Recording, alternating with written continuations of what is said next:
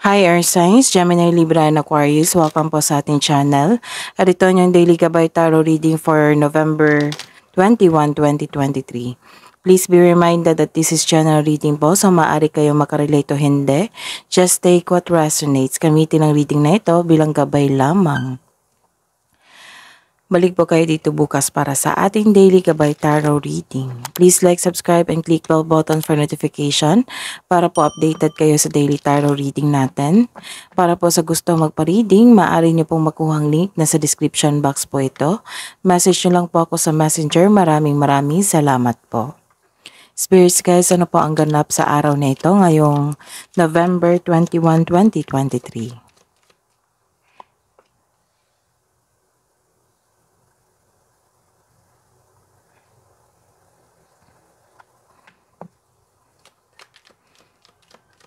Para po kay Gemini, Libra, and Aquarius ngayong November 21, 2023. Ano pa po yung ganap ngayong November 21, 2023 para po kay Gemini, Libra, and Aquarius.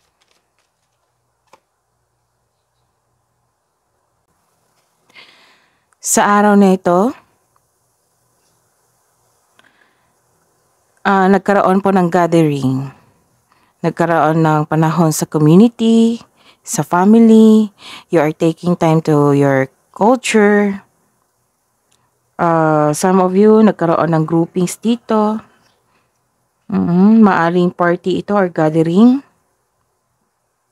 Basta po, may panahon pa kayo sa socialization. Either party or gathering.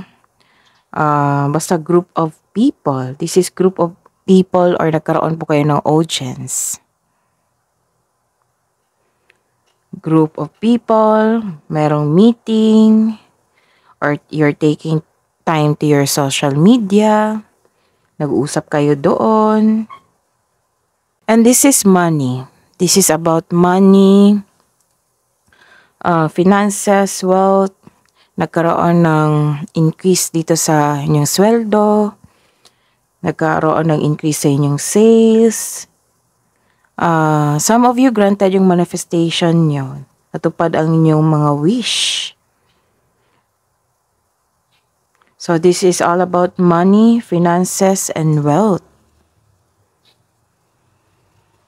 And nagkaroon kayo ng loyalty dito.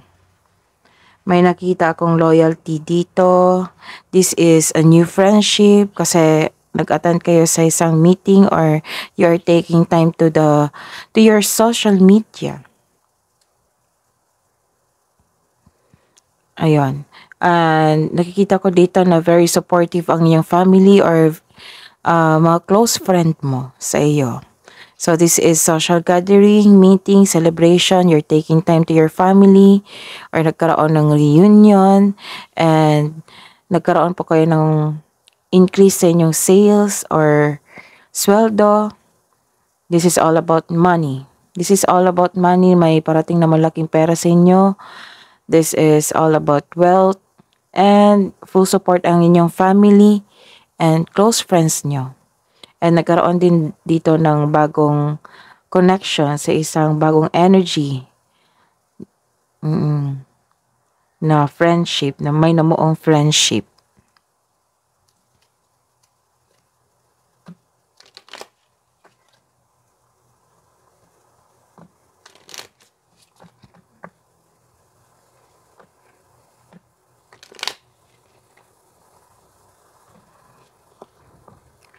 Spirits guys, ano po ang ganap sa araw na ito? Para po kay Spirits guys, ano po yung message na po para kay Gemini, Libra, and Aquarius ngayong November 21, 2023? Live life to the fullest.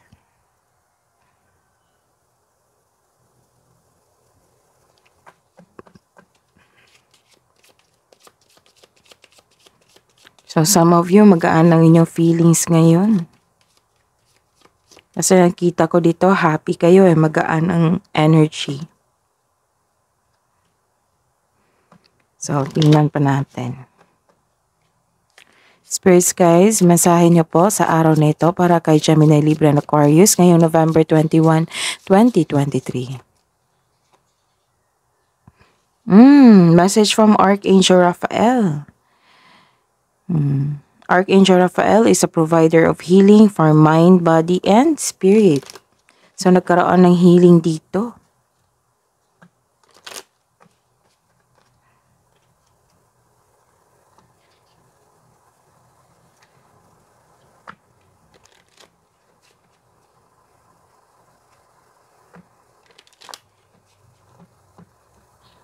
Spirits guys, ano po ang energy ni Gemini, Libra, and Aquarius ngayong November 21. Energy po ng Gemini, Libra, and Aquarius. Clarification po of this card.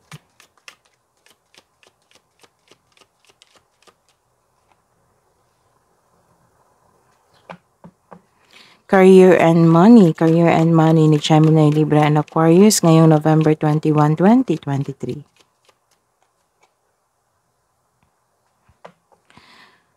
Clarification po of this card, spirits guys, para po kay Gemini, Libra, and Aquarius ngayong November 21, 2023.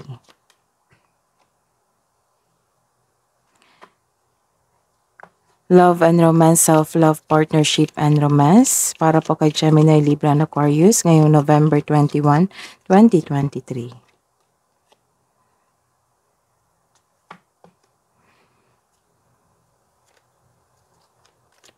Clarification of this card.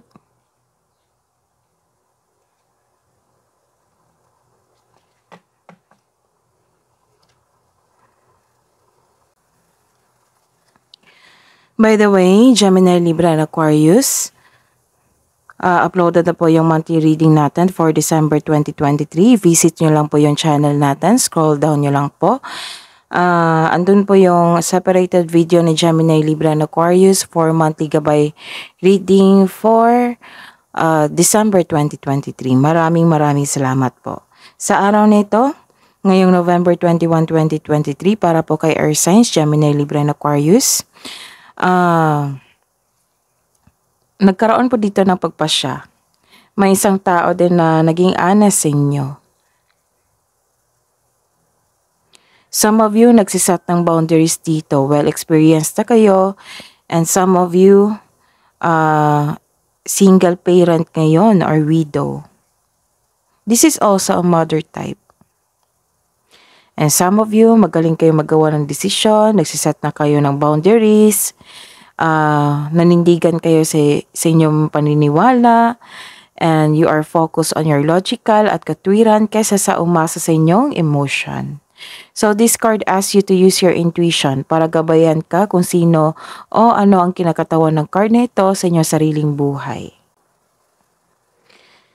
And you have, the clarification is you have reverse card. May labis na pagmamalabis dito or may kakilala kang mayabang. May naging arrogante sa achievement and recognition mo ngayon. Sa araw na ito, may nakita rin akong bossy dito na gustong makuha ang lahat ang gusto niya. So, may gusto na makuha. May gusto siyang makuha sa iyo. Or some of you, hindi kayo satisfied sa completion ng project mo. So, this card also tells you na huwag masyadong gastahin kung ano mga biyayang natanggap. Kung i-consider mo ang mga biyayang natanggap, celebrate it by expressing gratitude and generosity. So, yung dumating po na biyaya po, yung blessings po, like, ang sabi ko dito na nagkaroon ng malaking pera dito eh. May dumating na malaking pera or isang tulong or gift from the universe or tulong sa isang tao. Ayun. Pero mostly, ito ay isang malaking pera eh. So, ang sabi ng cards na huwag po daw masyadong gastahin yung na-receive mong money. And take time to celebrate it by expressing gratitude and generosity. Sharing your blessings. And sa buhay, karera at sa kaperahan, nagkaroon ng pag-aalaga dito sa isang trabaho, sa kaperahan, sinisecure nyo. Marami kang naiisip ngayon na bagong idea para sa ikabubuti ng iyong negosyo o trabaho at kaperahan. Some of you makatanggap ng mensahe sa pamamagitan ng panaginip. So,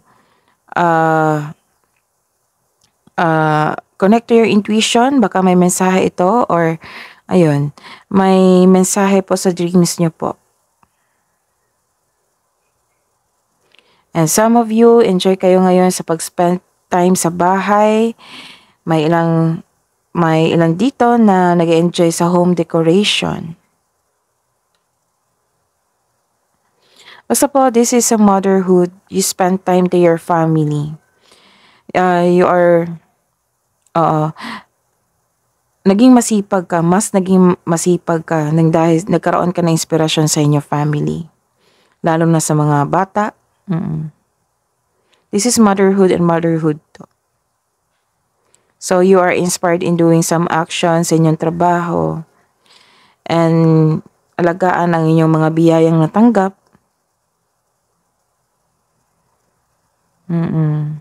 And magkaroon ng, kung may biyayang natanggap, i-share nyo sa kapwa nyo, sa inyong family. Basta po may gathering dito. Thanksgiving to eh.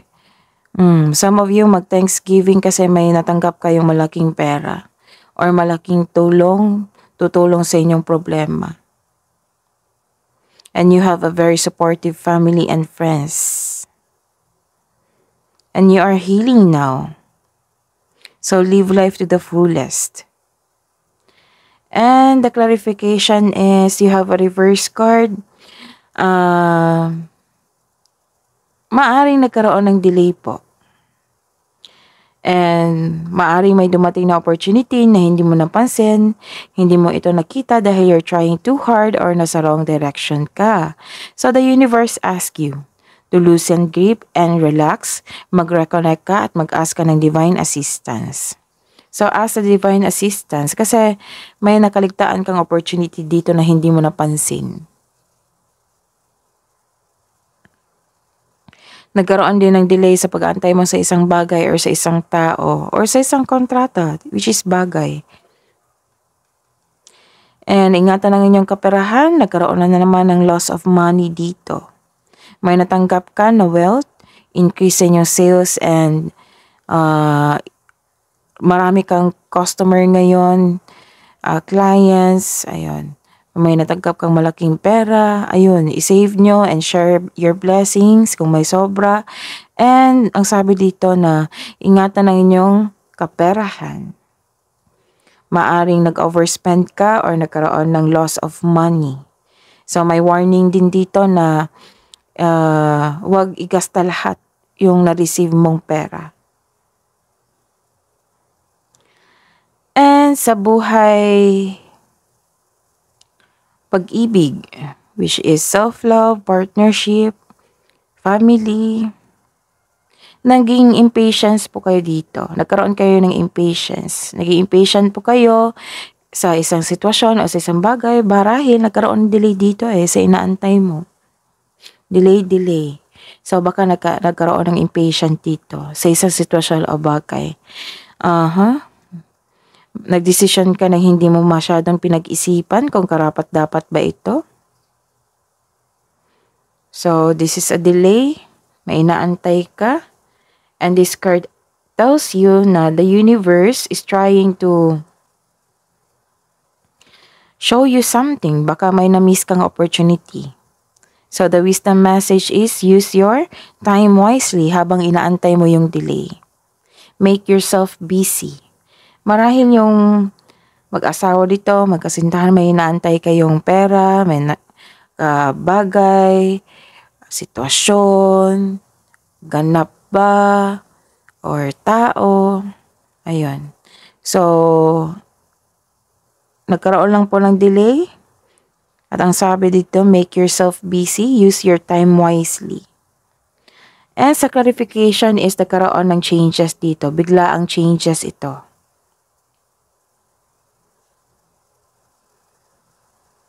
Biglaang changes ito. So, ayun, may sikreto na parating po which may be shocking. May clarity po dito. May malalaman kang sikreto na shocking sa inyo. It might be from your partner ito, sa inyo, or sa bahay, sa kapamilya nyo. Ayun. So, ayan, dumating na po yung inintay nyong kaperahan. Maaring ito yung delay na kaperahan. Basta po, nakatadahan na siya sa inyo na dumating. Nagkaroon kasi ng party Thanksgiving dito, get together, reunion, taking time to your family, expand time kasi yung family, and wealth, finances, nagkaroon ng increase of sales, increase of sweldo. Nakadestiny ito sa inyo. And you have a full support sa inyong boss, sa inyong family, sa inyong friends. Nagkaroon ng bagong friends din dito. And magaan ang yung feelings dito. And you are healed by Archangel Raphael. So, Archangel Raphael is a provider of healing for mind, body, and spirit. And matatag ka na dito. Marami ka na experience. Mostly mga mother to eh. May connections ka sa, or may connection or may concern ka sa inyong mother ngayon. Or kayo po ito. Na well-experienced na kayo sa buhay. Naging wise na. Some of you, kalma na. And may warning lang dito na ingatan ang inyong huwag gastahin, huwag mag-overspend sa inyong kaperahan. Kasi may loss of money dito. Maaring mawala ito dahil sa pag-overspend or nawala ito. Dahil sa nagkaroon ng pagnanakaw. Ayun. So, kampante na kayo sa karera nyo. And it might be busy kayo kasi maraming customer dito and clients. And may inaantay kayong tao or bagay na nagkaroon ng delay. And may dumating na unexpected news, unexpected message na which is shocking news ito. So be ready. Hidden truth.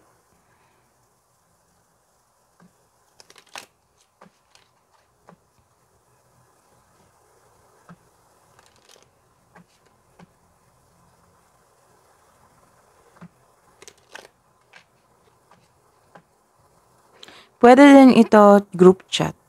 Social media eh. Or social gathering.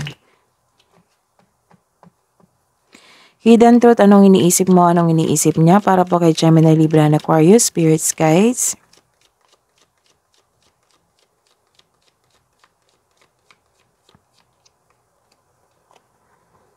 I wonder if you're happy without me.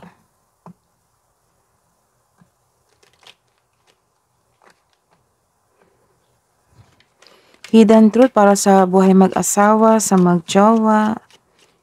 Anong iniisip mo? Anong iniisip niya? Spirits, guides.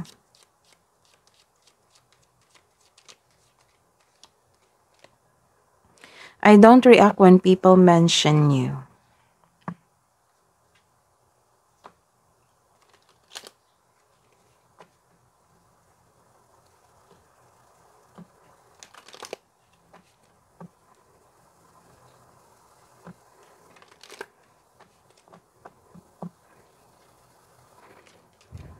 Spirits, guys, ano po yung message niyo po? Love message niyo po para kay Gemini, Libra, and Aquarius sa mga single.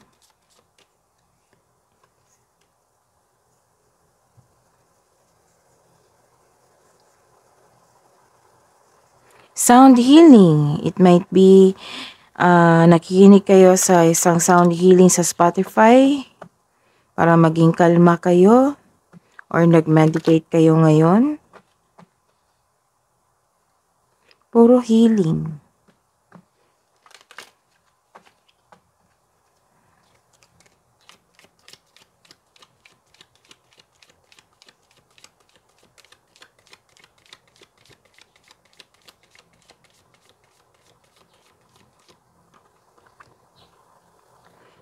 You need a massage.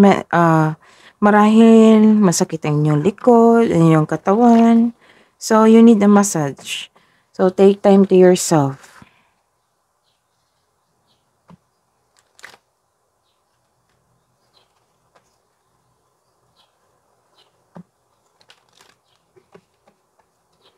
Spirits guys, ano po yung mensahe niyo po, love message niyo po para kay Gemini, Libra, and Aquarius para sa buhay mag-asawa, jowa, magjowa, synchronicity.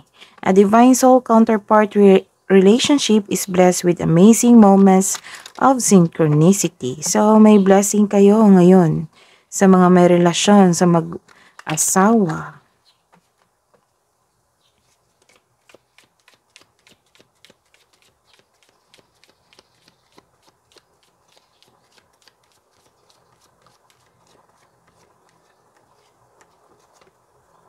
Wow! May surprise message dito which is shocking news. May surprise din dito. You may be about to be surprised. Marahil nagkaroon ng surprise po kayo sa inyong kapareha or may surprise ang inyong partner.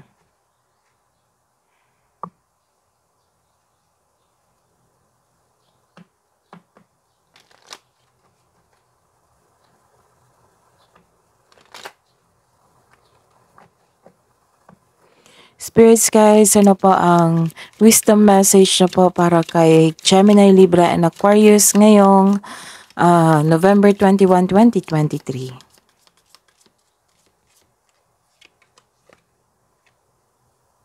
Silencing the mind. Let silence guide you to your inner peace. Kasi nag-meditate kayo dito eh. Maybe sa araw nito, pumunta kayo sa massage pa, massage therapy.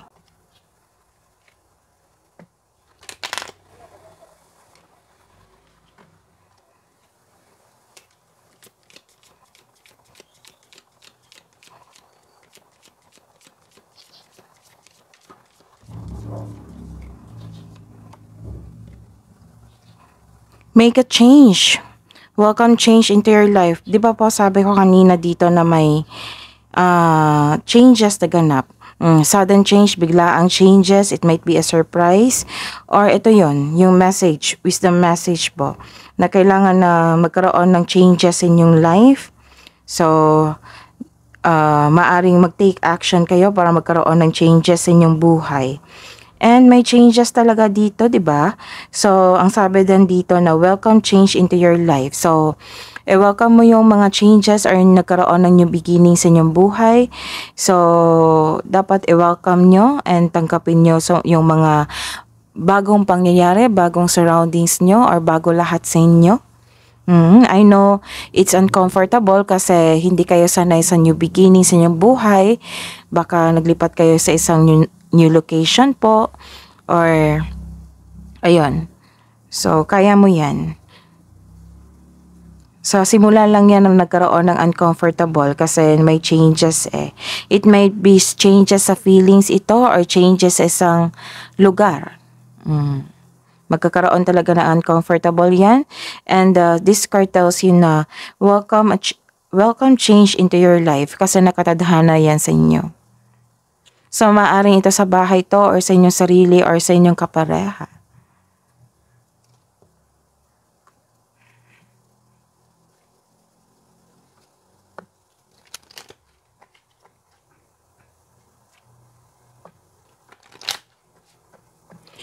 Spirits guys, ano po ang kabuang advice nyo po para kay Gemini, Libra, and Aquarius ngayong November 21, 2023? You are good enough. You are good enough. Baka ang ilan dyan, nag-self-pity po kasi sa sobrang pagod. Ayun, ang sabi po dito na you are good enough.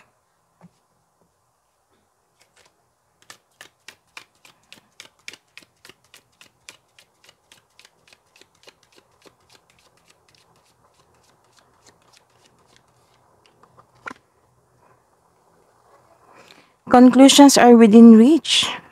So, may conclusion na, may decision na kayo. Ano kayang klaseng decision ito? So, ayun po, na magkakaroon ng conclusion sa inyong decision. And this is also realization. Baka may na-realize po kayo ngayong araw na ito.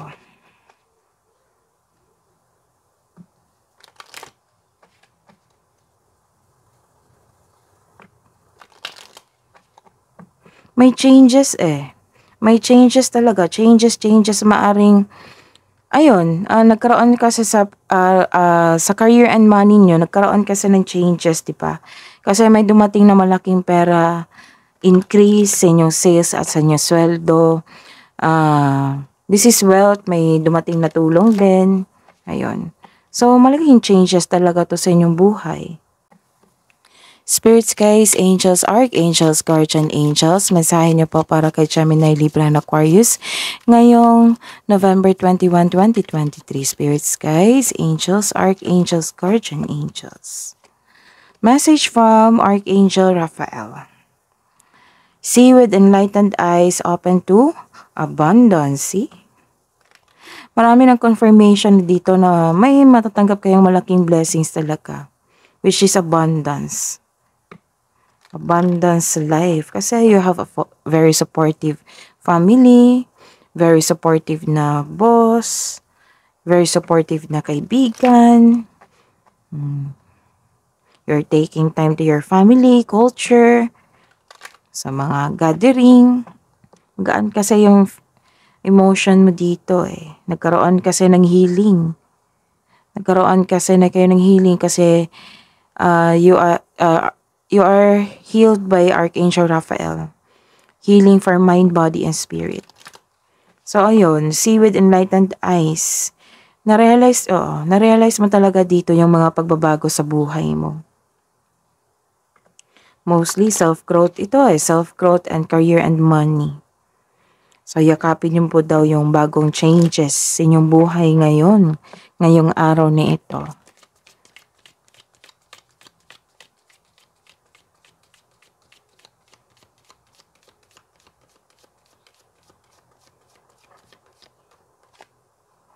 Message from Archangel Lavender. Prepare for soul healing. Healing na naman. 1, 2, 3. Prepare for soul healing. Forgive and release everyone. So, forgive and release the negative emotions para pumasok yung positive emotions flow para maka-attract ka ng opportunity and blessing sa buhay mo. Ayun. So, that is your reading po. Please like, subscribe, and click bell button for notification para updated po kayo sa daily tarot reading natin. Maraming salamat po.